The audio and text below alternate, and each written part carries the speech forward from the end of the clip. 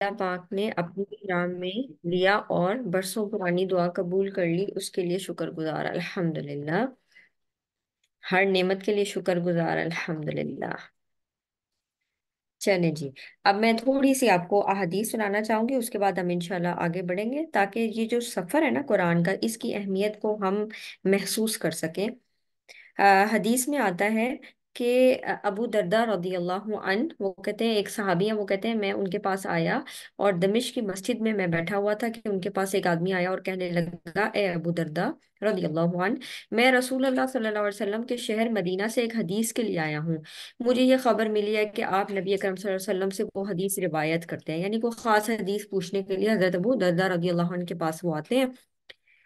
تو ابو دردہ رضی اللہ عنہ نے پوچھا آپ کی آمد کا سبب تجارت تو نہیں ہے، یعنی یہ تو نہیں کہ آپ کسی اور ریزن کی وجہ سے آئے ہو، تو آپ نے کہا چلو لگے آتا میں حدیث بھی پوچھ لوں۔ تو اس آدمی نے کہا نہیں، کوئی اور مقصد نہیں۔ انہوں نے کہا کوئی اور اس کے علاوہ مقصد؟ تو اس آدمی نے کہا نہیں۔ ابو دردہ رضی اللہ عنہ نے فرمایا میں نے رسول اللہ صلی اللہ علیہ وسلم کو فرماتے ہوئے سنا، جو شخص علم دین کی تلاش میں کوئی راستہ چلے اللہ تعالیٰ اس کے لیے جنت کا راستہ آسان کر دیتے ہیں۔ یعنی جو شخص اس دین کے علم کی تلاش میں نکلتا ہے، اللہ سبحانہ تعالیٰ اس کے لیے جنت کا راستہ آسان کر دیتے ہیں۔ فرشتے طالب علم سے خوش ہو کر اس کے لیے اپنے بازو بچھا دیتے ہیں۔ تو امیجن کیجئے، ہم یہاں پر قرآن کے اسٹوڈنٹس ہیں اور ہم اس چیز کو محسوس کرنا چاہیے کہ اللہ سبحانہ تعالیٰ ہمارے لیے بھی یقیناً یہ چیزیں کر رہے ہوں گے، فرشتے یہ چیزیں کر رہے ہوں گے، کیونکہ اللہ سبحانہ تعالیٰ، یہ حدیث میں آتا ہے نا کہ اللہ سبحانہ تعالیٰ اس کے لیے جنت کا راستہ آسان کر دیتا ہے۔ فرشتے طالب علم سے خوش ہو کر اس کے لیے اپنے بازو بچھا دیتے ہیں۔ ریڈ کارپیٹ اور یہ چیزیں بچھنا تو ہم دیکھتے ہی رہتے ہیں، تو آپ دیکھیں فرشتے جس کے لیے بازو بچھا دیں۔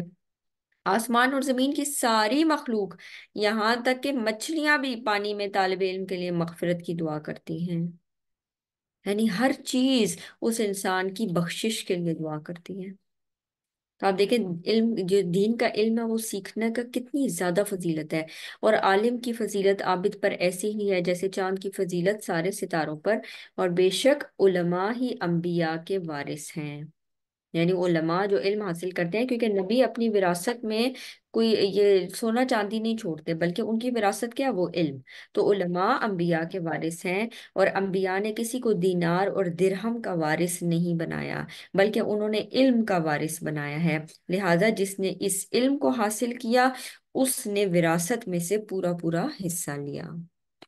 تو یہاں سے آپ اندازہ کریں کہ جو علم ہم سیکھ رہے ہیں، تو اس پر بھی الحمدللہ اللہ سبحانہ تعالیٰ کا لاکھ لاکھ شکر ہے کہ اللہ سبحانہ تعالیٰ ہمیں موقع دیتے ہیں کہ ہم اس علم کو سیکھیں اور پھر اس کو آگے سکھا بھی سکیں، اور پھر ان ساری برکات اور فضائل کو حاصل کریں جس کا حدیث میں تذکرہ آیا ہے۔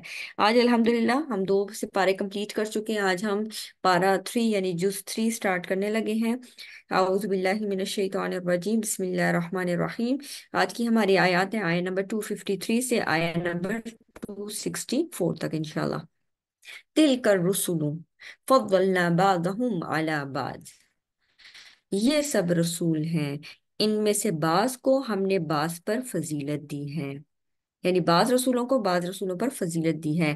منہم، ان میں سے کچھ ایسے ہیں، من کلم اللہ، جن سے اللہ سبحانہ تعالیٰ نے کلام فرمایا، ورفع بعضهم درجات، اور ان میں سے بعض کے درجات بلند کیے۔ یعنی یہ رسول ہیں جن کا پیچھے تذکرہ گزرا ہے، ان میں سے بعض رسولوں کو بعض چیزوں میں ہم نے فضیلت دی۔ اب یہ جو فضیلت ہے نا، جیسے ایک حدیث میں آتا ہے نا کہ آپ صلی اللہ علیہ وسلم نے فرمایا مجھے یونس بن متی سے افضل مت جانو، یعنی ان کے بارے میں اگر وہ چیز، وہ واقعہ نریٹ ہوتا ہے جو مچھلی والا ہے، تو اس کی وجہ سے مجھے ان کے اوپر افضل نہ جانو، ٹھیک ہے؟ یعنی مجھے ان کے مقابلے میں یہ بہت زیادہ فضیلت نہ دو، حالانکہ جو فضیلت ہے اللہ سبحانہ تعالیٰ فرما رہے ہیں ہم نے فضیلت دی ہے۔ یعنی انسان کی اتھارٹی نہیں ہے کہ وہ اپنے جو دلائل ہیں ان کی بنیاد پر جو ہے نا فضیلت دے کے یہ ہمارے نبی ہیں اس وجہ سے یہ افضل ہے، نہیں، بلکہ فضیلت اللہ سبحانہ تعالیٰ نے بعض انبیاء کو بعض انبیاء پر فضیلت دی ہے، اور بعض انبیاء کو بعض چیزوں میں فضیلت دی ہے۔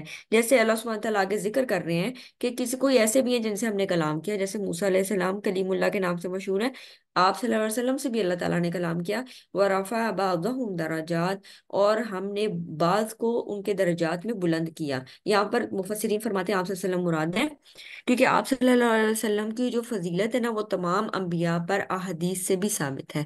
آپ صلی اللہ علیہ وسلم کی ایک حدیث میں آتا ہے کہ میں اولاد آدم کا سردار ہوں گا ولا فخرا، اور اس میں فخر نہیں ہے، یعنی مجھے اس چیز میں فخر نہیں ہے، لیکن آپ صلی اللہ علیہ وسلم قیامت کے بارے میں ایک لمبی حدیث بیان کرتے ہیں اور اس میں کافی مرتبہ فرماتے ہیں ولا فخر، میں وہ ہوں گا جس کو سب سے پہلے اٹھایا جائے گا اور کوئی فخر کی بات نہیں، میں وہ ہوں گا جس کی اللہ سبحانہ تعالیٰ سب سے پہلے، یعنی میں سجدے میں گروں گا، اس میں کوئی فخر کی بات نہیں، میں وہ ہوں گا جو سجدے سے سر اٹھاؤں گا، اس میں کوئی فخر کی بات نہیں۔ یعنی آپ صلی اللہ علیہ وسلم وہ چیزیں بیان کر رہے ہیں کہ اللہ سبحانہ تعالیٰ نے ان کو وہ چیزیں بتائی تھیں، وہ ان کے پاس علم تھا وہ جو ہمیں پہنچا رہے تھے، اور اس میں وہ ساتھ ساتھ یہ بیان کرتے ہیں ولا فخر، اس میں کوئی فخر کی بات نہیں، تکبر کی بات نہیں ہے، لیکن اللہ سبحانہ تعالیٰ نے مجھے ان سب چیزوں کے لیے چنا ہے۔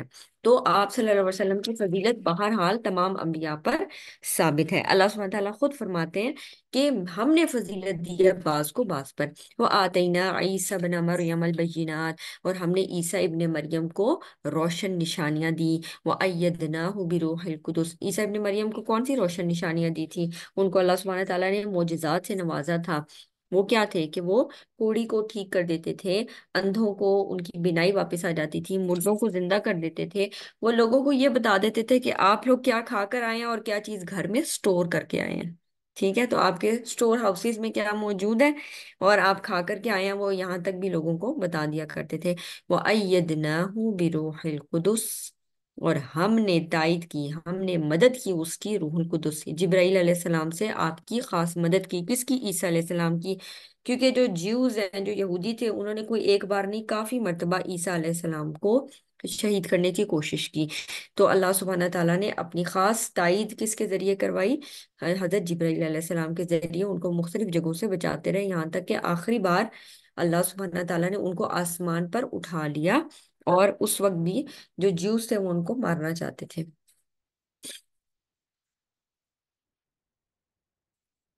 وَلَوْ شَاءَ اللَّهُ، اگر اللہ سبحانہ تعالیٰ چاہتا، اب آگے اللہ سبحانہ تعالیٰ یعنی پیغمبروں کے ذکر کے بعد اللہ سبحانہ تعالیٰ آگے ذکر کر رہے ہیں، وَلَوْ شَاءَ اللَّهُ، اگر اللہ سبحانہ تعالیٰ چاہتا، مَقْتَتَلَ الَّذِينَ مِن بَعْدِهِم مِّن بَعْدِ مَا جَاءَتْهُمُ الْبَيِّنَاتُ، اگر اللہ چاہتا تو لوگ آپس میں لڑائی جھگڑا نہ کرتے، اس کے بعد جو روشن نشانیاں ان کے پاس آ چکی تھی، جو اللہ سبحانہ تعالیٰ نے ان کو چیزیں عطا کر دی تھی، اس کے بعد واضح نشانیاں آنے کے بعد یہ لوگ آپس میں نہ جھگڑتے اگر اللہ چاہتا۔ یہ کیوں ذکر کیا کہ اگر اللہ چاہتا؟ یہاں سے یہ مراد ہے کہ اتھارٹی تو اللہ سبحانہ تعالیٰ کے پاس ہے، لیکن اللہ سبحانہ تعالیٰ نے اپنی حکمت کی وجہ سے دنیا امتحان کے لیے بنائی ہے، اور اگر امتحان میں آپ کو چوائس ہی نہ ہو تو پھر اس امتحان کا مقصد ہی نہیں، اگر زور و زبردستی سب کچھ کرانا ہو تو پھر امتحان تو نہ ہوا۔ اس لیے اللہ سبحانہ تعالیٰ نے کسی شخص کو زبردستی مسلمان نہیں بنایا کہ جبرن، بلکہ چوائس دی، دونوں راستے ہمارے سامنے کھول دیے، یہ ہدایت کا راستہ ہے اور یہ دوسرا راستہ ہے، گمراہی کا راستہ ہے، تو دیکھو کون سا راستہ تم چوز کرتے ہو۔ وَلَٰكِنِ اخْتَلَفُوا، لیکن پھر لوگوں نے اس کے بعد اختلاف کیا، یعنی روشن نشانیاں آ چکی تھی، اس کے باوجود کچھ لوگوں نے آپس میں اختلاف کیا، فَمِنْهُم مَّنْ آمَنَ، تو کچھ لوگ ان میں سے ایمان لے آئے، وَمِنْهُم مَّن كَفَرَ، اور کچھ لوگ ایسے تھے ان میں سے جنہوں نے کفر کیا۔ تو یہاں پر لوگوں کی دو جماعتیں بن جاتی ہیں، اختلاف ہوتا ہے، اختلاف کے بعد دو جماعتیں، کوئی لوگ تو ایمان لے آتے ہیں اور کوئی لوگ کفر کی کیٹیگری میں داخل ہو جاتے ہیں۔ وَلَوْ شَاءَ اللَّهُ مَا اقْتَتَلُوا، دوبارہ ذکر آ رہا ہے، اگر اللہ چاہتا تو وہ آپس میں لڑتے، لڑائی جھگڑا نہ کرتے، وَلَٰكِنَّ اللَّهَ يَفْعَلُ مَا يُرِيدُ، لیکن اللہ سبحانہ تعالیٰ جو چاہتا ہے وہ کرتا ہے، یعنی اللہ سبحانہ تعالیٰ زور و زبردستی کسی کو ایمان کی طرف نہیں لے کر آتا، بلکہ ایمان کی نعمت ایسی نعمت ہے جو اللہ سبحانہ تعالیٰ بغیر مانگے عطا بھی نہیں کرتا، انسان کو اس کے لیے محنت کرنی پڑتی ہے، مانگنا پڑتا ہے۔ جو انسان ہدایت کا طلبگار ہوتا ہے اللہ سبحانہ تعالیٰ اس کو ہدایت سے نواز دیتے ہیں۔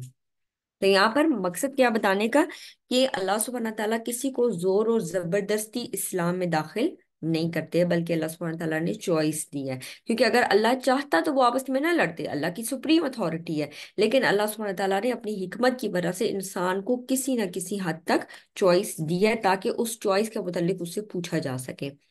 یا ایھا الذین آمنو، اب آگے کیا ذکر آ رہا ہے؟ اللہ سبحانہ تعالیٰ خرچ کرنے کا ذکر کریں گے، ٹھیک ہے، انفاق۔ قرآن پاک میں بہت ساری جگہوں پر نا خرچ کرنے کا ذکر آتا ہے، وہ آت المال علی حبہ، یعنی وہ لوگ دیتے ہیں اللہ سبحانہ تعالیٰ کے راستے میں مال، وہ انفقوا، خرچ کرتے ہیں۔ اسی طرح ایک اور جگہ اللہ سبحانہ تعالیٰ قرض حسنہ کی بات کرتے ہیں، کون ہے جو اللہ کو اچھا قرض دے، قرض حسنہ دے؟ اسی طرح اللہ سبحانہ تعالیٰ کہتے ہیں وہ لوگ جو زکوٰۃ دیتے ہیں، زکوٰۃ بھی دینے کے معنوں میں ہے۔ اسی طرح یطعمون الطعام، وہ لوگ جو کھانا کھلاتے ہیں دوسروں کو۔ تو اسلام اوور آل خرچ کرنے کے معاملے کی بہت زیادہ ترغیب دلاتا ہے، اور خرچ کرنے کی نا دو کیٹیگریز ہیں۔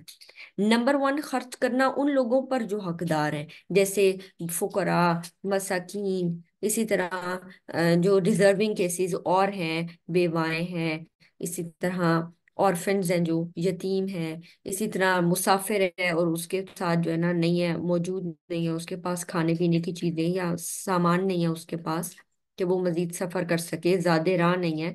اسی طرح سے وہ شخص جس کے اوپر قرض ہے، مقروض ہے۔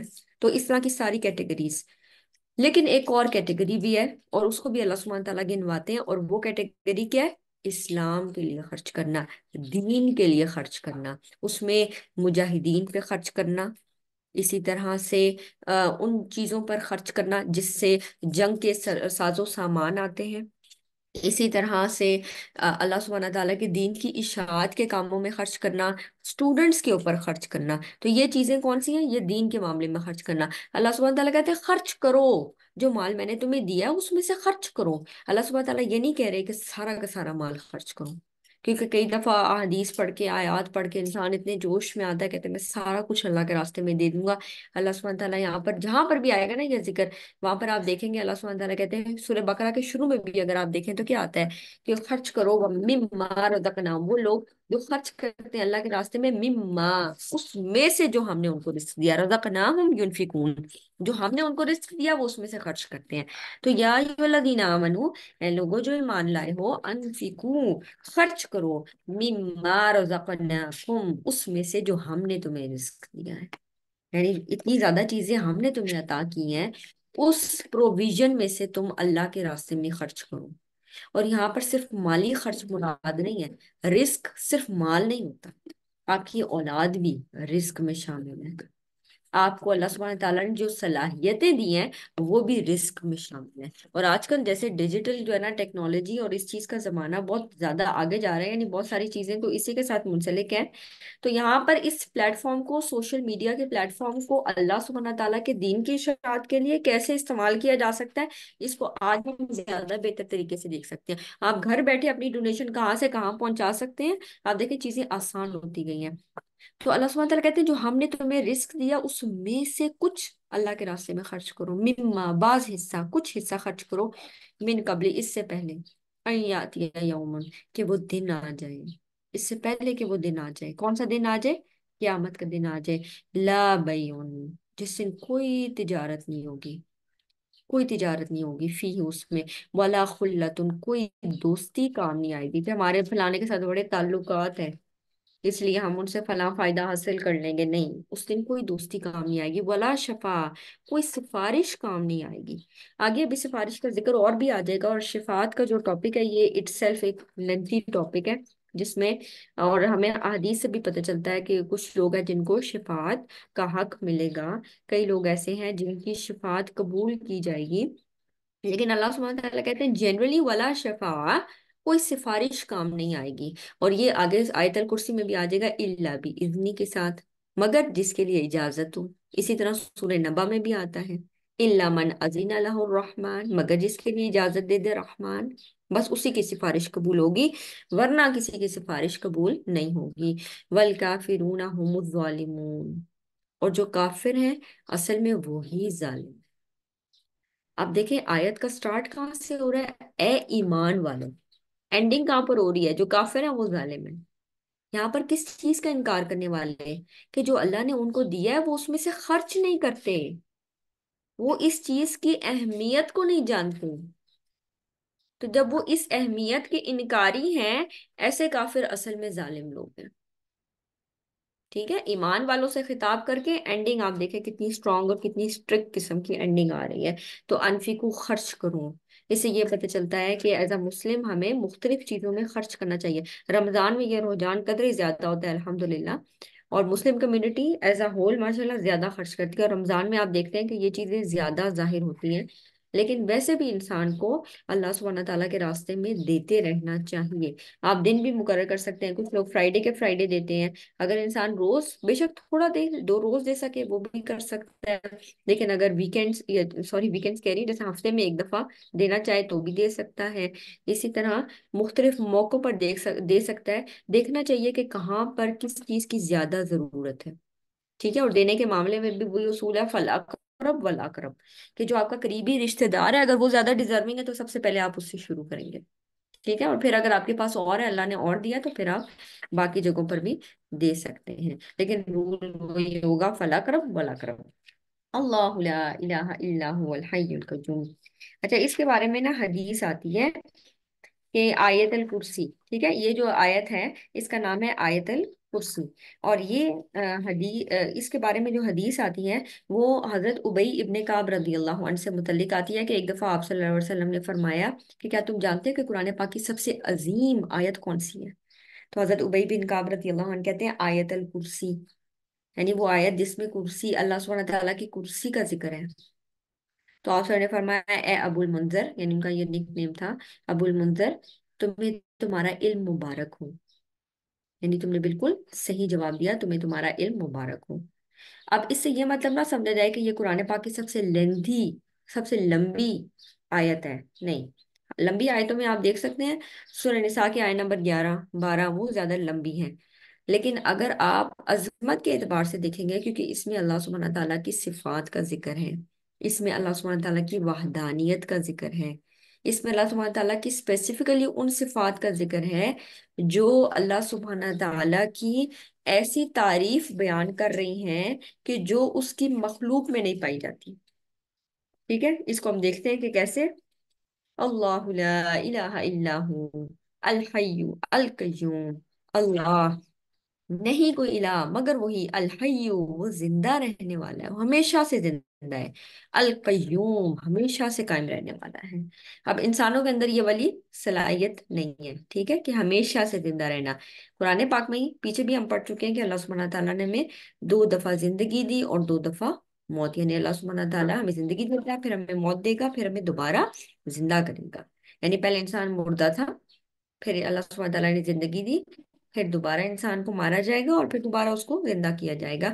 تو انسان کے اوپر یہ فیزز آتے رہتے ہیں، یہ 2 دفعہ آئیں گے فیزز۔ تو الحی، لیکن اللہ سبحانہ تعالیٰ کے ہاں تصور کیا، الحی ہمیشہ سے زندہ ہے، ہمیشہ سے ہے، القیوم قائم ہے، لا تأخذہ سنۃ ولا نوم، نہ تو اس کو اونگ آتی ہے اور نہ نیند۔ اونگ کس چیز کی علامت ہے؟ غفلت کی۔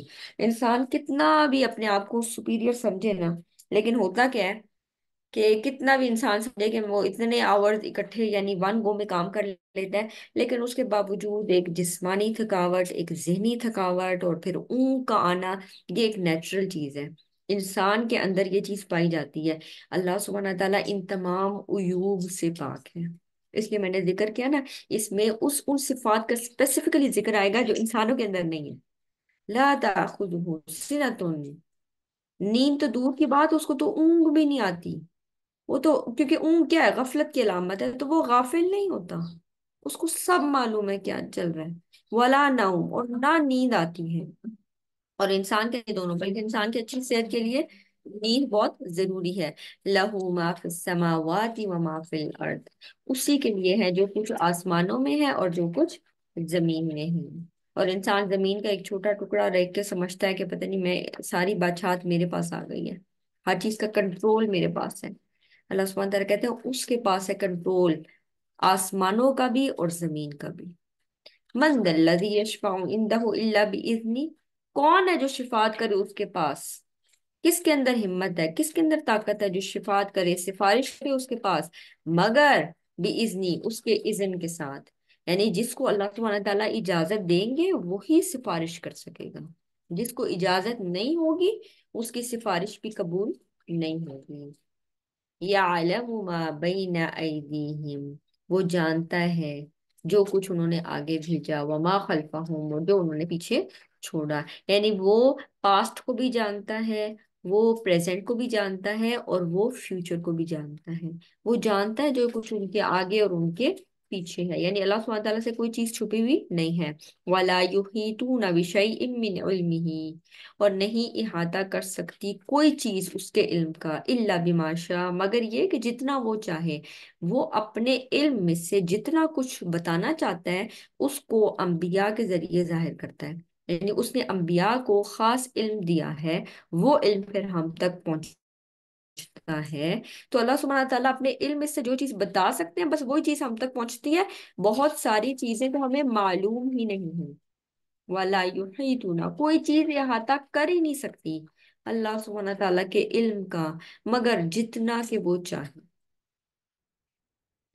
और यहाँ पर अगर आप किसी एक फील्ड के बारे में, आप देखते हैं ना कितनी फील्ड्स आ गई हैं। वो शख्स जो कंप्यूटर की फील्ड से यानी जानता होता है, उसमें कंप्यूटर फील्ड में भी इतनी ज्यादा फील्ड्स हैं कि उसमें भी जो सॉफ्टवेयर के लोग हैं वो अलग चीजें को जानते हैं, इसी तरह जो डेटा साइंस के लोग हैं वो अपनी फील्ड के मुताबिक जानते हैं, और फिर उनको बाकी चीजों का इल्म नहीं होता। यानी इतनी ज्यादा फील्ड्स अब आ चुकी हैं कि आपको एक चीज के बारे में भी एक कंप्लीट इल्म नहीं होता। आप चाहे पीएचडी भी उस सब्जेक्ट में कर जाते हैं, लेकिन आप ये नहीं दावा कर सकते कि मुझे इसके मुतालिक ए टू जी पता है। ये दावा कोई नहीं कर सकता। बहुत सारी चीजें हैं जो अभी भी आप उसके बारे में नहीं जानते होंगे। लेकिन अल्लाह सुब्हानहू तआला, यहाँ पर इसलिए मैंने बार बार मेंशन किया, वो चीजें, उन चीजों का जिक्र आ रहा है जो इंसान के पास नहीं है, ताकि वो अल्लाह सुब्हानहू तआला को पहचाने, उसकी मार्फत हासिल करे, कि वो चीज जो इंसान की कमजोरी है, अल्लाह सुब्हानहू तआला इन तमाम ऐबों से, इन तमाम डिफेक्ट से, इन तमाम कमजोरियों से पाक है। वसिया कुर्सी समावाति वल अर्द, छाई हुई है उसकी कुर्सी आसमानों में और जमीन में। हदीस में आता है, सही इब्ने हिब्बान में आता है, उसका मफहूम है कि आसमान और जमीन के मुकाबले में अल्लाह सुब्हानहू तआला की कुर्सी इतनी बड़ी है। यानी अल्लाह सुब्हानहू तआला की कुर्सी के सामने अगर देखा जाए आसमान और जमीन, तो आसमान और जमीन ऐसे ही है जैसे एक बड़े सहरा में आप एक छोटी सी रिंग रखते हैं। बहुत बड़ा सहरा है, उसके अंदर आप एक रिंग रखते हैं, एक हलका रखते हैं, एक रिंग रखें, तो आप सोचें कि उनकी क्या वैल्यू होगी, पूरे सहरा में एक छोटी सी रिंग। तो अल्लाह सुब्हानहू तआला की जो कुर्सी है वो इतनी बड़ी आसमान और जमीन के मुकाबले में। और इसके बारे में उलमा डिफरेंट तफसीर देते हैं। वो कहते हैं कुर्सी से मुराद कुर्सी ही है, यानी अल्लाह सुब्हानहू तआला का अर्श मुराद है। दूसरी तफसीर में आता है कि नहीं, कुर्सी अलग चीज है, अर्श अलग चीज है। तीसरी हदीस में आता है कुर्सी से मुराद, हदीस नहीं सॉरी, तीसरी जो मुफस्सिरीन की राय है वो ये फरमाते हैं कि कुर्सी से मुराद अल्लाह सुब्हानहू तआला का इल्म है, कि अल्लाह सुब्हानहू तआला का इल्म हर चीज पर मुहित है, जो कुछ आसमानों में और जो कुछ जमीन में है। लेकिन जो ज्यादा राजे तफसीर आती है उनमें हमें पता चलता है कि कुर्सी यू से मुराद कुर्सी ये ही है। ठीक है, कुर्सी ही है। लेकिन ये कैसी कुर्सी है? क्या ये वैसी कुर्सी है जैसे हम देखते हैं जिसपे हम बैठते हैं? नहीं, अल्लाह सुब्हानहू तआला की गैब में से ये चीजें हैं। ठीक है, इसके बारे में अल्लाह सुब्हानहू तआला की तरफ हम इस इल्म को लौटाते हैं, और इसके बारे में हम क्या कहते हैं, वल्लाहु आलम, यानी हम इस पर ईमान रखते हैं। अल्लाह सुब्हानहू तआला फरमाता है कि उसकी कुर्सी है, हम अल्लाह सुब्हानहू तआला की इस बात पर ईमान रखते हैं। कैसी है? वल्लाहु आलम, इसका इल्म अल्लाह सुब्हानहू तआला की तरफ लौटाया जाता है, कि अल्लाह सुब्हानहू तआला बेहतर जानता है कि वो कैसी है। वला यऊदुहु हिफ्जुहुमा, आधा, आधा का मतलब होता है कोई चीज जो इंसान के ऊपर भारी हो जाए, आधा। यऊदु, वला यऊदुहु, कोई रिस्पॉन्सिबिलिटी जिसको उठाने से इंसान मुश्किल, यानी उसके ऊपर मुश्किल आ जाए, ऐसी रिस्पॉन्सिबिलिटी जो आप मुश्किल से पूरी कर रहे हो, या आपको वो रिस्पॉन्सिबिलिटी पूरी करने में मुश्किल पेश आए, आप उसको पूरा ना कर सकें। खवातीन क्योंकि हम हैं तो उसके लिहाज से, जहां तक घर का तस्करा होता है, तो घर की जिम्मेदारी आप देखें, आप सुबह से काम शुरू करते हैं, या आप किसी जगह पर जॉब वगैरह भी करते हैं, तो शाम तक क्या हालत होती है, थकावट। ذہنی تھکاوٹ، جسمانی تھکاوٹ، اور اس میں بھی آپ نے ہر چیز کا 100% خیال نہیں رکھا ہوتا.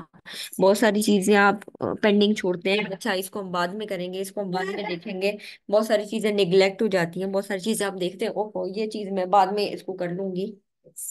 تو انسان کو اس کی رسپانسبلٹیز تھکا دیتی ہیں. ٹھیک ہے، چاہے آپ اس چیز کو انجوائے بھی کر رہے ہوں، لیکن بہرحال آپ کو وہ رسپانسبلٹیز تھکاتی بھی ہیں. ایک گھر کی حفاظت ہی اگر آپ دیکھ لیں تو اسی میں انسان تھک جاتا ہے، صبح سے شام لگاتا ہے اور پھر اگلے دن دوبارہ سے وہی والی روٹین چل رہی ہوتی ہے. چاہے چھوٹے بچوں کے ساتھ ہو یا بچے بڑے ہو گئے ہوں، ان کی چھوٹی چھوٹی چیزوں کا خیال کرنا، تو ان چیزوں سے انسان تھک جاتا ہے. لیکن یہاں پر ولا یعودہ حفظہما، نہیں تھکاتی اس کو، یعنی اللہ سبحانہ تعالیٰ کو نہیں تھکاتی حفظہما، ان دونوں کی حفاظت.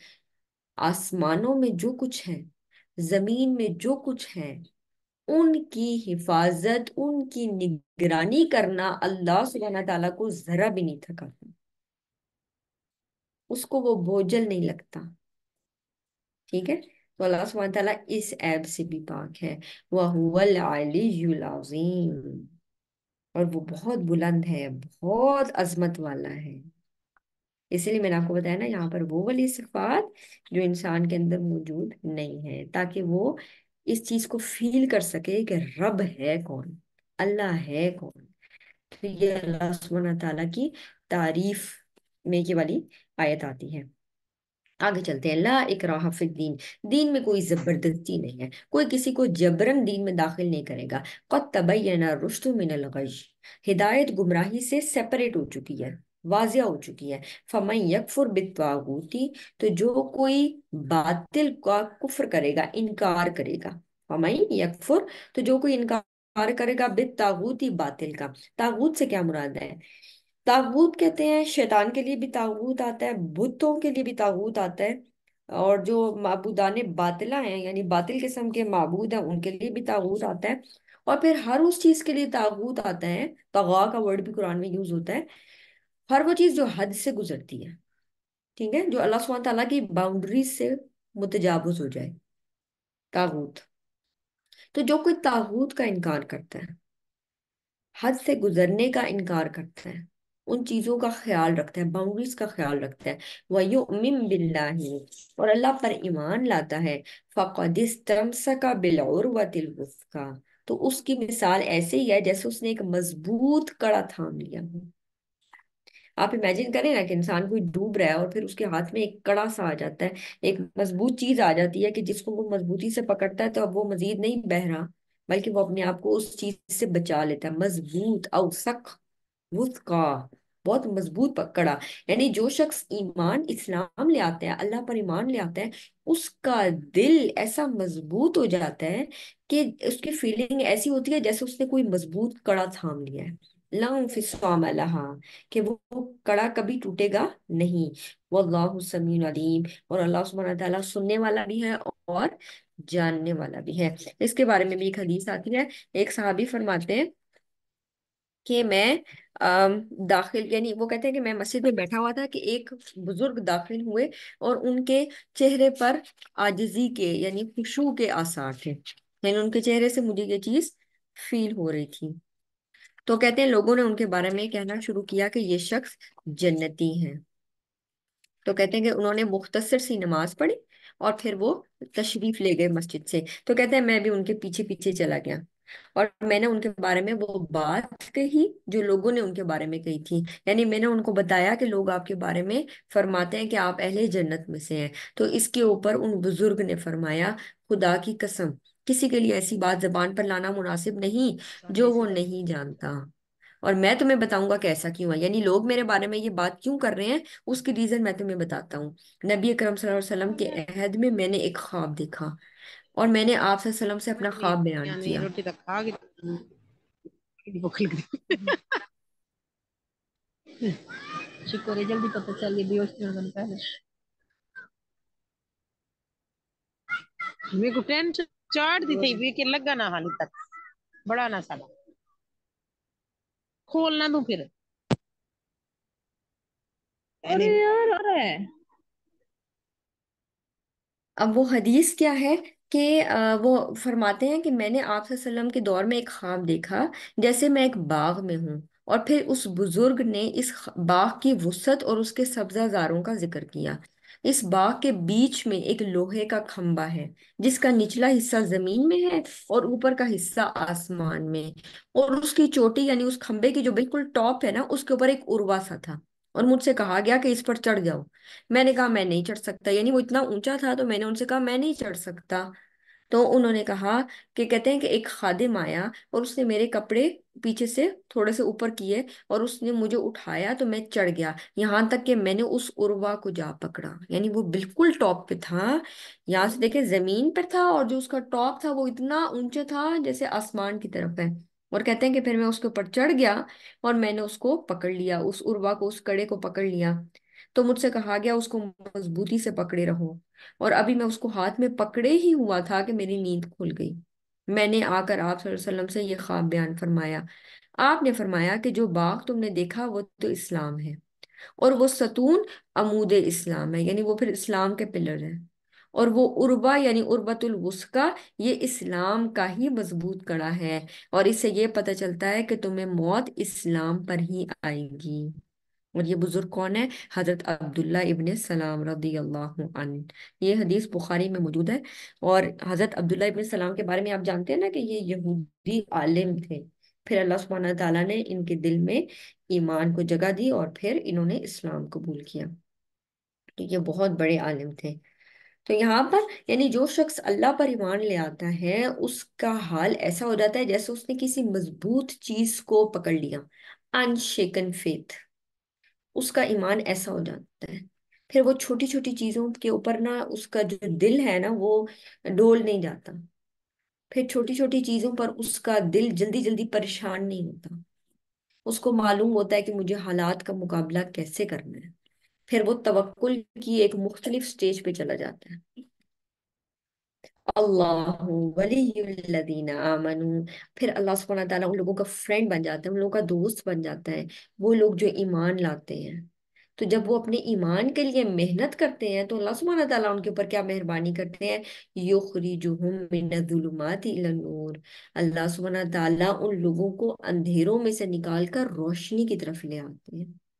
ظلمات جمع کا استعمال ہوا ہے، اس کا مطلب ہے جو ظلمات ہیں، اندھیرے ہیں، وہ بہت زیادہ ہے، کفر کا اندھیرا، شرک کا اندھیرا، منافقت کا اندھیرا، میٹیریلسٹک ڈیزائرز کا اندھیرا، اسی طرح یہ جو ڈفرینٹ فیمنزم، کمیونزم، اور اسی طرح کی اور جو آج کل خرافات موجود ہیں ان کا اندھیرا، ڈفرینٹ چیزیں جو انسان کے اوپر غالب آنے کی کوشش کرتی ہیں اور جو اس کو اس کے رب سے دور کرتی ہیں، ان چیزوں کا اندھیرا۔ تو من الظلمات الی النور، اللہ سبحانہ تعالیٰ ان ساری چیزوں سے انسان کو بلند کر لیتا ہے اور اس کو ایک خاص لائٹ، ایک خاص نور، ایک ہدایت کی چیز دیتا ہے، اس کو نور ہدایت کی طرف لے جاتا ہے۔ والذین کفروا، لیکن وہ لوگ جنہوں نے کفر کیا، اولیاءہم الطاغوت، ان کے فرینڈز، ان کے دوست تو پھر طاغوت بن جاتے ہیں، باطل شیطان ان کا فرینڈ بن جاتا ہے۔ یخرجونہم من النور الی الظلمات، اس کے پاس اگر نور یا ہدایت میں سے کوئی چیز ہوتی بھی ہے تو وہ سٹل اس کو ظلمات کی طرف دھکیلنے کی کوشش کرتے ہیں۔ اولئک اصحاب النار، یہ وہ لوگ ہیں جو آگ کے ساتھی ہوں گے، جہنمی لوگ، ہم فیہا خالدون، وہ اس میں ہمیشہ ہمیشہ رہنے والے ہیں۔ اللہ سبحانہ تعالیٰ ہمیں ایمان والوں میں سے رکھے۔ اللہم اجعلنا من المؤمنین، اللہم اخرجنا من الظلمات الی النور، اللہ سبحانہ تعالیٰ ہمیں تمام ظلمتوں سے نکال کر نور کی طرف لے جائے، ہدایت کی طرف لے جائے۔ اب آگے کیا تذکرہ آتا ہے؟ اب آگے واقعات کا تذکرہ آئے گا جس کے اندر زندگی اور موت کو بھی خصوصاً ہائی لائٹ کیا گیا ہے۔ الم تر الی الذی، کیا تم نے اس شخص کی طرف دیکھا؟ کون شخص مراد ہے یہاں پر؟ حاج ابراہیم، جس نے حجت بازی کی ابراہیم علیہ السلام سے، فی ربہ، اس کے رب کے بارے میں۔ کیا تم نے اس شخص کو دیکھا جس نے ابراہیم علیہ السلام سے حجت بازی کی، جھگڑا کیا اس کے رب کے بارے میں؟ ان آتاہ اللہ الملک، اس بیس پر جھگڑا کیا کہ وہ اپنے آپ کو بڑی چیز سمجھ رہا تھا، کیونکہ اللہ نے اس کو کسی خاص چیز کی بادشاہت عطا کی تھی، یعنی دنیا میں اس کا بڑا مقام تھا، بڑی بادشاہت ملی ہوئی تھی، بادشاہ تھا وہ۔ یہاں پر ذکر کس کا؟ نمرود کا۔ نمرود ایک بہت بڑے حصے پر काबिज था और उसकी बादशाहत उसके अंडर थी, यानी बहुत सारी बड़ी जगह का मालिक था वो। ठीक है। तो यहाँ पर अल्लाह सुब्हानहू तआला कह रहे हैं वो इस मामले में कि अल्लाह ने उसको ये बादशाहत दी थी, लेकिन वो इस बादशाहत की वजह से तकब्बुर में आ गया था और इब्राहिम अलैहिस्सलाम से उनके रबी के बारे में झगड़ने लग गया था। इस कौला इब्राहिम, जब इब्राहिम अलैहिस्सलाम उसके दरबार में गए, क्योंकि इब्राहिम अलैहिस्सलाम अब देख रहे थे कि आसपास के जो लोग हैं वो क्या कर रहे हैं, वो बुत परस्ती कर रहे हैं, वो उन चीजों से बेजार हो रहे थे और आहिस्ता आहिस्ता वो लोगों को एक अल्लाह की तरफ बुलाना चाहते थे। तो लोगों ने शिकायत लगाई और फिर बादशाह ने उनको तलब कर लिया और दरबार में ये सारे मुकालमा हो रहा है। तो उसमें नमरूद ने वहां पर तलब किया और इब्राहिम अलैहिस्सलाम ने अपने रब का तारुफ करवाया। वो कहते हैं रब्बी अल्लज़ी, मेरा रब तो वो है युही व युमीत, उसने पैदा किया, उसने तख्लीक की है जिंदगी और मौत। वो जिंदा करता है, वो मौत देता है, यानी जिंदगी और मौत अल्लाह के हाथ में है। कौल अना उहयी व उमीत, उसने कहा मैं भी जिंदा कर सकता हूँ, मैं भी मार सकता हूँ, मेरे मेरे पास भी ये इख्तियार है। अब यहाँ पर सीखने की बात क्या है कि यहाँ पर इब्राहिम अलैहिस्सलाम क्या तस्करा कर रहे हैं कि मौत भी अल्लाह ने पैदा की है और जिंदगी भी अल्लाह की तख्लीक है, यानी जिंदगी और मौत अल्लाह की तख्लीक है। और वो ये समझ रहा था कि सबब मौत, वो सबब समझ रहा था कि जिंदगी किस सबब से वजूद में आती है, मौत किस सबब की वजह से होती है। वो उस कठहुजती पर उतर आया। कौला अना ही वो उम्मीद, उसने कहा मैं भी जिंदा कर सकता हूँ, मैं भी मार सकता हूँ। उसने दो लोगों को बुलाया और उनमें से एक को मौत के घाट उतरवा दिया और दूसरे को, जिसके ऊपर सजा हुई भी थी कि उसको सजाए मौत देनी, उसको छोड़ दिया। उसने कहा देखो मैं भी जिंदा करता हूँ, मैं भी मौत देता हूँ। अब इब्राहिम अलैहिस्सलाम को पता चल गया कि ये शख्स हुज्जती पर उतर आया है। तो उन्होंने कहा ठीक है, अब उसको दूसरे एंगल से उसको समझा रहे हैं। उन्होंने रिकग्नाइज कर लिया कि ये इस तरह नहीं मानेगा, तो उन्होंने उसके साथ एक और चीज बयान की। कौला इब्राहिम, इब्राहिम अलैहिस्सलाम ने कहा अच्छा ये बात है। फ़इन्नल्लाह, तो बेशक अल्लाह ताला याती बिशम्सी, वो तो लाता है सूरज को मशरिक से, मिनल मशरिक, फाती बिहा मिनल मगरिब, तो तुम ऐसा करो मगरिब से ले आओ। यानी मेरा अल्लाह, मेरा रब तो वो है तो सूरज को मशरिक से निकालता है, तो तुम मगरिब से निकाल लाओ। फबुहित अल्लज़ी कफ़र, तो मबहूत हो गया, शशदर ज़दा रह गया, हैरान हो गया वो शख्स जिसने कुफ्र किया। वल्लाहु ला यहदिल कौमज़ ज़ालिमीन, अल्लाह सुब्हानहू व तआला जालिम लोगों को हिदायत नहीं देता। औ कल्लज़ी मर्रा अला क़रयतिन, या उस बस्ती की मिसाल, यानी अल्लाह सुब्हानहू व तआला कहते हैं या उस शख्स की मिसाल, मर्रा जिसका गुजर हुआ, अला क़रयतिन एक बस्ती पर। यहाँ पर किसका जिक्र है? हदीस से हमें वाजिया नहीं होता कि एग्जैक्टली किसका जिक्र है, लेकिन हमें पता चलता है, बाइबल में इसका तस्करा भी आता है कि ये शायद हजरत उजैर अलैहिस्सलाम का तस्करा है कि वो एक बस्ती पर से गुजरे। बुख्त नजर, यानी जो नमरूद है ना, इन लोगों का जो नमरूद भी लकब था, और इसमें एक बादशाह था बुख्त नसर, उसने बनी इसराइल को आकर तबाह और बर्बाद किया था और बहुत सारे लोगों को अपने होस्टेजेस बनाकर ले गया था। यानी बहुत सारे लोगों को उसने गिरफ्तार करके अपने साथ जंगी कैदी बनाकर रखा हुआ था। और उस वक़्त कहते हैं कि 70 ईयर प्लस गुजर चुके थे और जो बैतुल मकदस है उसमें इबादत का नामो निशान ना था, ना कोई शख्स मौजूद था। और उन्होंने ईंट से ईंट बजा दी थी और यहीं पर उनका वो भी उठा कर ले गया था जिसको ये सकीना कहते थे, यानी जो रिमेन्स थे मूसा अलैहिस्सलाम के, हारून अलैहिस्सलाम के, जिसका हमने पीछे तस्करा पढ़ा था कि फिर वो तालूत रदी अल्लाह अन्हु, जब अल्लाह सुब्हानहू तआला ने उनको सिलेक्ट किया तो उनके दरवाजे पर फरिश्ते ले आए थे। तो वहां पर वो चीज ये लोग उठाकर ले गए थे और इन्होंने बिल्कुल प्लेन कर दी थी वो जगह, यानी वो जगह वहां पर कुछ भी मौजूद नहीं था। तो अल्लाह सुब्हानहू तआला फरमाते हैं उस शख्स की मानिंद जिसका गुजर एक बस्ती पर हुआ।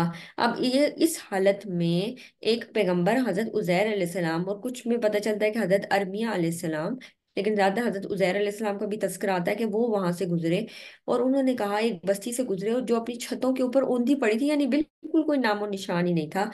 उसने कहा कि इसकी मौत के बाद अल्लाह ताला इसको कैसे जिंदा करेगा, यानी ये पूरी की पूरी बस्ती हलाक है, अल्लाह सुब्हानहू तआला इस जगह को कैसे आबाद करेगा, यहाँ तो कोई चीज कोई शख्स है ही नहीं। कौला अन्ना युक्शी हाजिहिल्ला बादा मौतिहा, कैसे अल्लाह सुब्हानहू व तआला जिंदा करेगा इसको इसकी मौत के बाद। फ़अमातहुल्लाहु मियता आमिन सुम्मा बाअसा, फिर अल्लाह सुब्हानहू व तआला ने उस शख्स को ही मौत दे दी 100 साल तक, फिर उसको दोबारा उठाया। कौला कम लबिस्ता, फिर उससे पूछा तुम कितना अरसा ठहरे रहे, यानी तुम कितना अरसा तुम मौत के टाइम पे रहे। कौला लबिस्तु यौमन औ बादा यौम, उसने कहा मैं भी सोया था तो एक दिन या दिन का कुछ हिस्सा।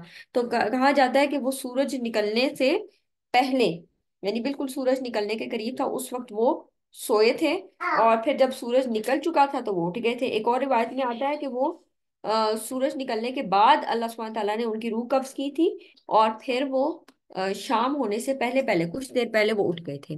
तो उन्होंने कहा मैं दिन या दिन का एक कुछ हिस्सा, यानी पूरा दिन या दिन का भी एक छोटा सा हिस्सा मैं लेटा रहा हूँ। कौला बल लबिस्ता मियत आमिन, अल्लाह ताला ने फरमाया नहीं, बल्कि तुम 100 साल तक इस हाल में रहे। फंजुर इला का, बस देखो तो सही अपने खाने को, और शराबी को, और अपने पीने को, यानी खाने और पीने की चीजों को देखो। लम यतसन्ना, उसमें तो कोई किस्म किस्म की स्मेल नहीं आई, वो तो बिल्कुल खराब नहीं हुआ, उसमें कोई चेंज नहीं आया, ना कलर में ना टेस्ट में। वंजुर इला हिमारिका, और अब जरा देखो अपने गधे को। वली नजअलका आयतल लिन्नासी, और हमने तुझे निशानी बना दिया लोगों के लिए, हमने तुम्हें निशानी बना दिया है लोगों के लिए। वंजुर इलल इज़ामी, तो फिर देखो उसकी हड्डियों की तरफ। कई फनुनशिजुहा सुम्मा नक्सूहा लहमा, कि किस तरह से अल्लाह सुब्हानहू ताला उसको उठाकर जोड़ते हैं और फिर उनको गोश्त पहनाते हैं। यानी किस तरह अल्लाह सुब्हानहू ताला ने उनके सामने ये चीज वाज़िया की। फलम्मा तबय्यन लहू, फिर जब अल्लाह सुब्हानहू ताला ने उनके सामने ये चीज वाज़िया कर दी। क़ाल अअलमु अन्नल्लाह अला कुल्ली शैइन कदीर, तो कहते हैं वो हैरान रह गया, सॉरी, तो कहते हैं उसने कहा मैं जानता हूँ कि अल्लाह सुब्हानहू ताला हर चीज पर कादिर है और हर चीज पर पूरी कुदरत रखने वाला है। तो यहाँ पर इसका ये किन का जिक्र आ रहा है, हजरत उजैर अलैहिस्सलाम का या हजरत अरमिया अलैहिस्सलाम का। लेकिन हदीस से हमें साफ पता नहीं चलता कि एग्जैक्टली किसका जिक्र है, लेकिन ये रिवायत मशहूर हजरत उजैर अलैहिस्सलाम के नाम से है।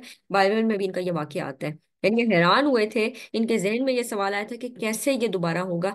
इससे ये चीज मुराद नहीं है कि इनको कोई खुदा ना खास्ता शक था कि अल्लाह सुब्हानहू तआला कैसे जिंदा करेगा, बल्कि मुराद ये थी कि वो जो एक की तसल्ली थी वो उसको देखना चाहते थे कि अल्लाह सुब्हानहू तआला कैसे जिंदा करेगा।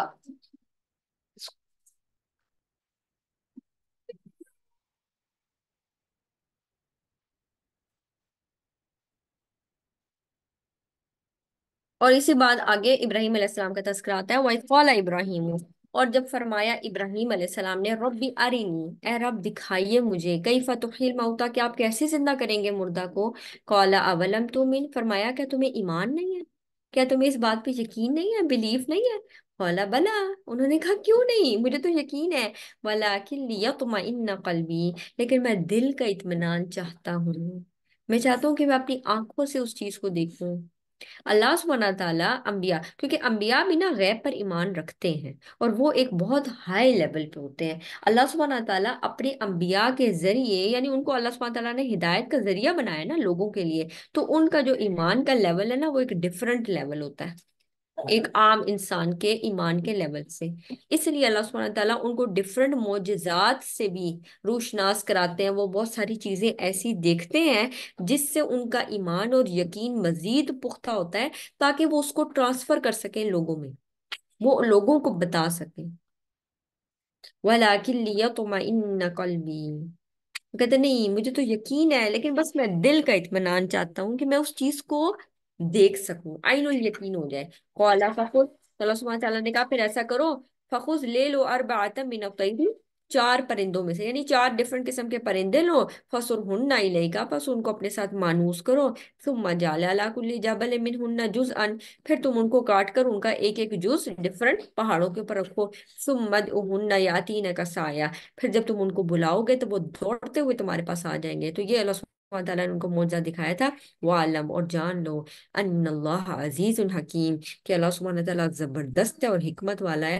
ये उसकी हिकमत पर मबनी है कि अल्लाह सुब्हानहू तआला किस तरह से लोगों को मारेगा और फिर उनको जिंदा करेगा।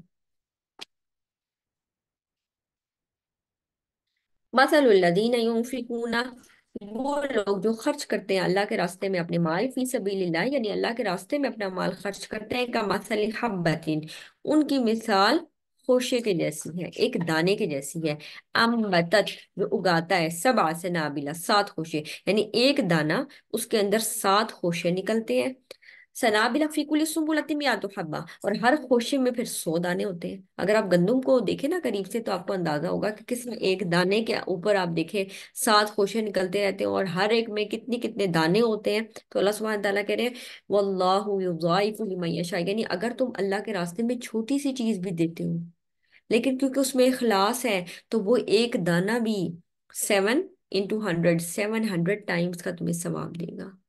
اس دانے کو، یعنی اس ایک چیز کو خرچ کرنا، اس ایک دینار کو، ایک درہم کو، 1 روپے کو خرچ کرنا تمہارے لیے ایسا ہوگا جیسے تم نے 700 روپے خرچ کیے ہوں۔ اخلاص پر مبنی ہے۔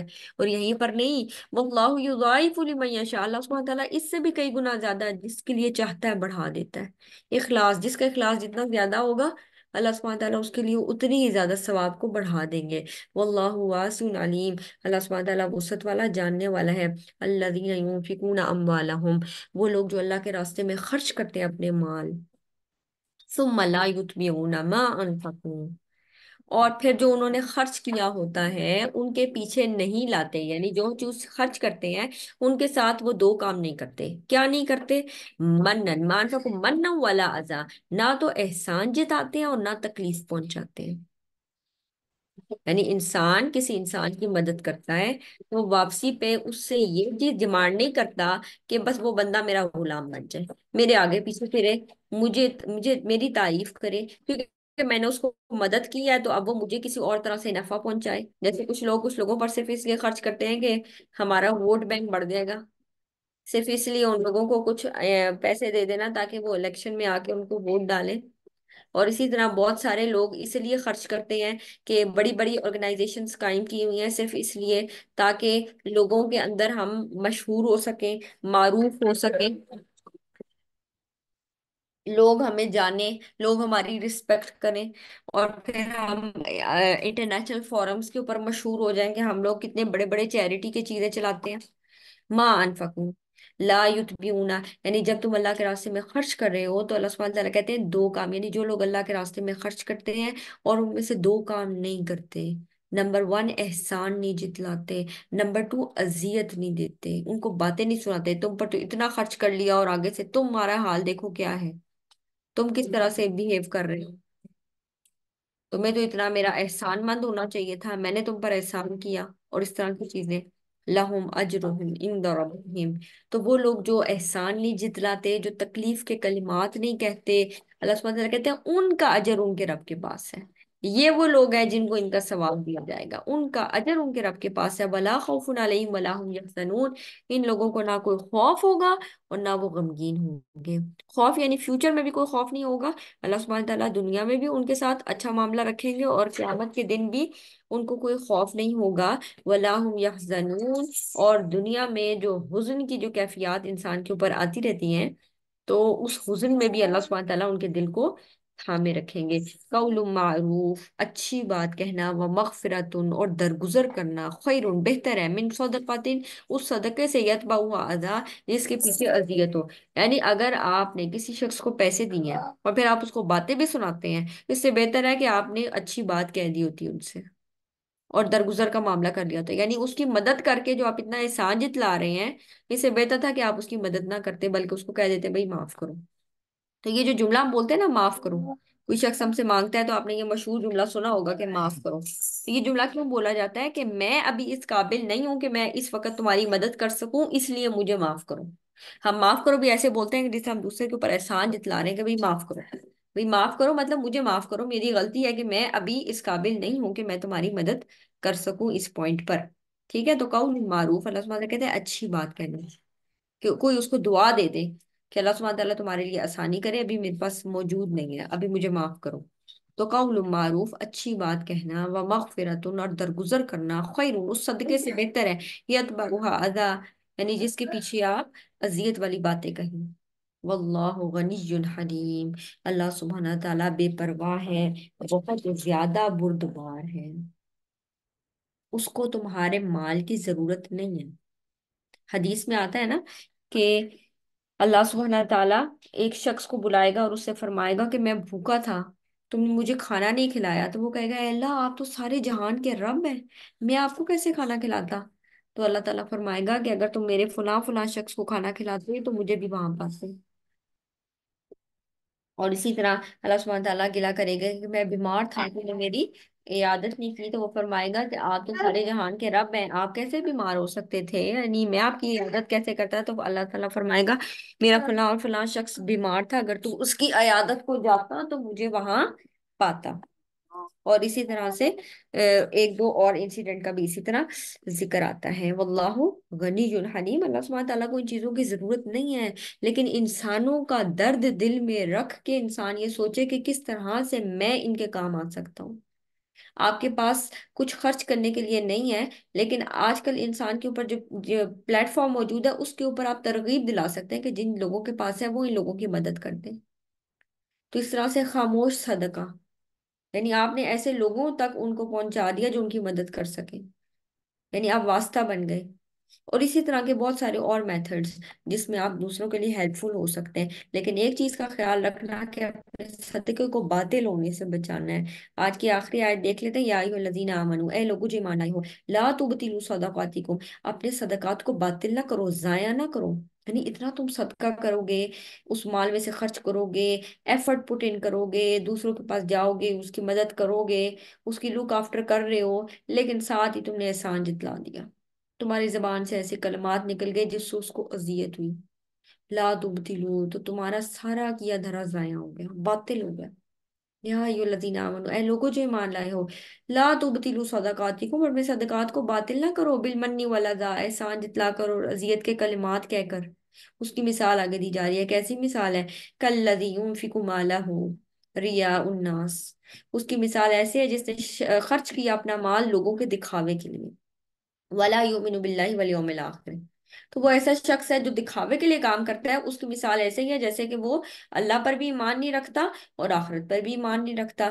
تو اس کی مثال کو اللہ سبحانہ تعالیٰ سمجھا رہے ہیں کس سے، کہ اس کی مثال ایسے سمجھو کمثل صفوان ہے، جیسے ایک چٹان ہے، علیہ تراب، وہ پتھریلی چٹان ہے اور اس کے اوپر تھوڑی سی مٹی جمع ہو جاتی ہے، فَأَصَابَهُ وَابِلٌ فَتَرَكَهُ صَلْدًا لَا يَقْدِرُونَ عَلَى شَيْءٍ مِّمَّا كَسَبُوا۔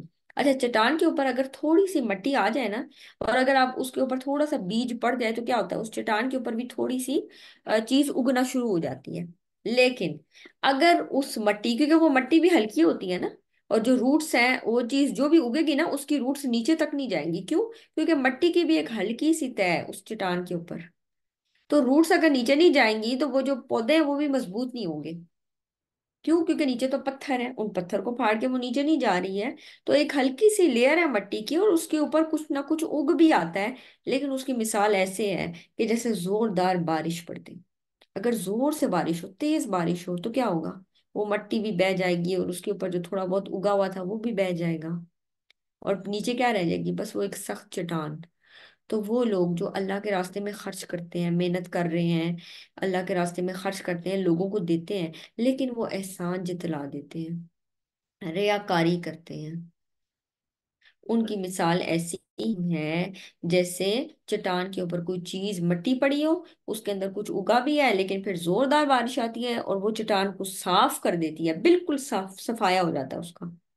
تو وہ مال اور دولت جو آپ نے لگایا تھا اس کی مثال ایسی ہے جیسے اس چٹان کے اوپر تھوڑی بہت چیزیں اگی تھی، آپ نے بھی مال اور دولت لگا کر دوسرے کی ہیلپ کی، لیکن جب ثواب لینے کا معاملہ آیا، اجر کا معاملہ آیا، ریوارڈ کا ٹائم ہوا، تو کیا ہوا؟ زوردار بارش والا معاملہ ہو گیا، کہ زوردار بارش آئی، اب وہ بالکل خالی چٹان ہے، اس کے اوپر کچھ بھی نہیں جو آپ نے اس کے اوپر بلڈ اپ کیا تھا، کیوں؟ کیونکہ بنیاد ہی کمزور تھی، اللہ کی خوشنودی مقصود ہی نہیں تھی۔ کیا چیز مقصود تھی؟ ریاکاری، دکھاوا، لوگ سمجھے بڑے نیک ہیں،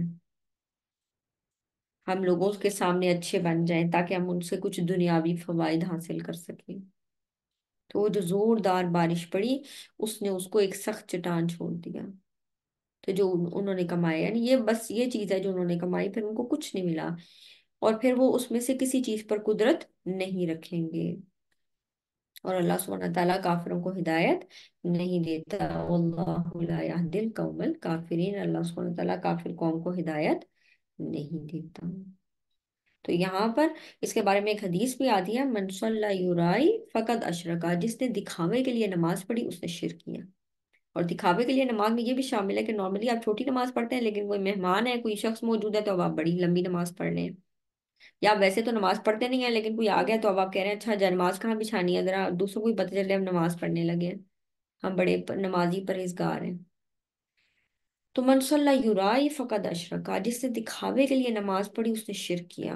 मन सामा युराई फकद अशरका, जिसने दिखावे के लिए रोजा रखा उसने शिरक किया।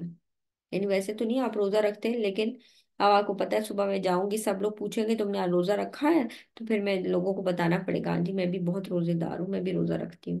मुहर्रम का रोजा वैसे तो नहीं रख रहे, लेकिन अब क्योंकि एक ऐसी महफिल में जाना है तो सब लोग पूछेंगे, तो इसलिए मैं रख लेती हूँ कि जब मुझसे पूछा जाए मैं कह सकूँ हाँ जी मैंने भी रखा है। तो इसमें क्या करना चाहिए, क्या नेकी के काम को छोड़ देना चाहिए? नहीं, इसमें तरीकाकार ये होना चाहिए कि इंसान रोजा भी रख ले और नियत अल्लाह के लिए खालिस करे कि अल्लाह मैंने तेरी जात के लिए रोजा रखा है। ठीक है, इसमें नियत की दुरुस्तगी मकसूद है, ना कि ये कि इंसान उस नेकी के काम को छोड़ दे। बिल्कुल ऐसे जैसे सदका खैरात आप नहीं करते, कोई मौका आता है, लेकिन इसमें नियत को दुरुस्त कर ले। नियत दुरुस्त होगी तो उस मौके का भी आप भरपूर फायदा उठा लेंगे और इंशाल्लाह अल्लाह सुब्हानहू व तआला रिवॉर्ड से भी नवाजेंगे। ठीक है, यहाँ तक अब हम इसको खत्म करते हैं। व आखिर दावाना अल्हम्दुलिल्लाहि रब्बिल आलमीन। सुब्हानक अल्लाहुम्मा बिहम्दिका नशहदु अल्ला इलाहा इल्ला अंत नस्तगफिरुका व नतूबु इलैक। अस्सलामु अलैकुम व रहमतुल्लाहि व बरकातुहू।